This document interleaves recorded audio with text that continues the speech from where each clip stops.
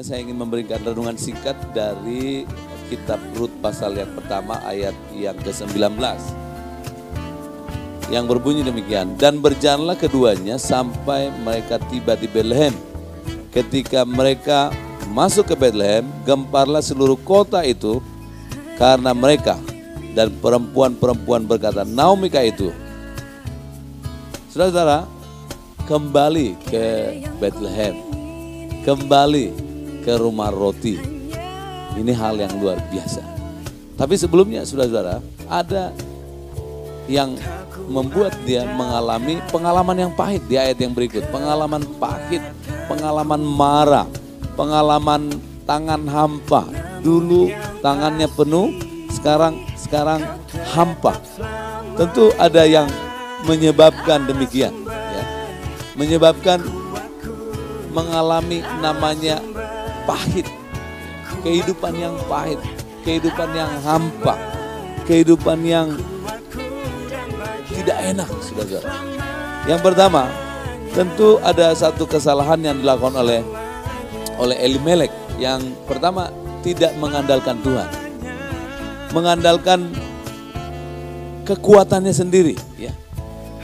Meninggalkan Betlehem dan menetap di Moab, sehingga membuat keluarga ini mengalami pengalaman pahit, ya.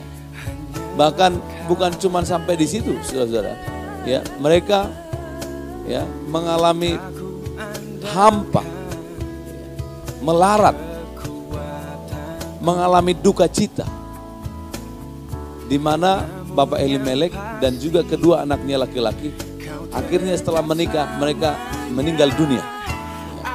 Lalu Naomi kembali ke Betlehem, ke rumah roti, ya, saudara-saudara yang kasih Tuhan. Dan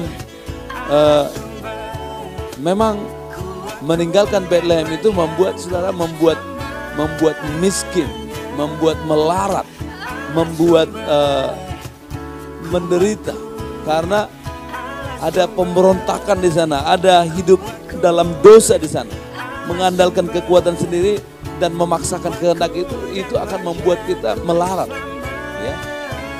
Begitu juga ada pengalaman anak yang terhilang. Dia mengikuti kehendaknya sendiri, mengandalkan kekuatannya sendiri, memaksakan kehendaknya, hidup hura-hura, dan akhirnya juga melarat, ya, saudara.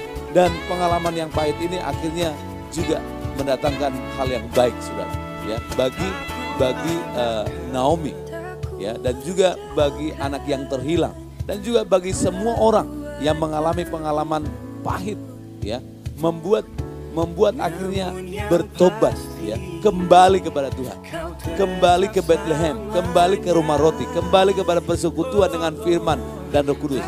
Ketika kita bersekutu dengan firman dan Roh Kudus, kita akan menerima kekuatan yang baru, menerima pertolongan Tuhan, menerima lawatan Tuhan, menerima kesegaran, menerima kelegaan, menerima kelepasan, mengalami tanda-tanda heran dan mujizat. Di situ kita dilatih, kita diperlengkapi, kita dididik, kita menjadi orang yang tangguh, ya, tidak mudah menyerah, tidak mudah tersinggung, tidak lari dari kesulitan, atau lari dari masalah, tapi menyelesaikan masalah, menyelesaikan setiap persoalan dalam tuntunan Tuhan, ya, dengan kekuatan Tuhan tentunya, ya.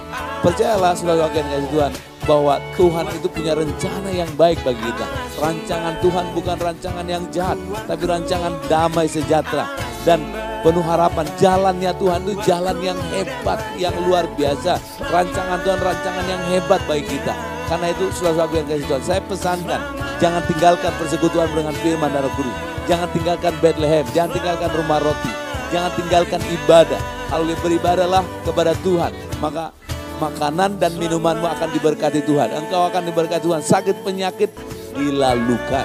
Sakit penyakit dilalukan. Makanan minumanmu diberkati.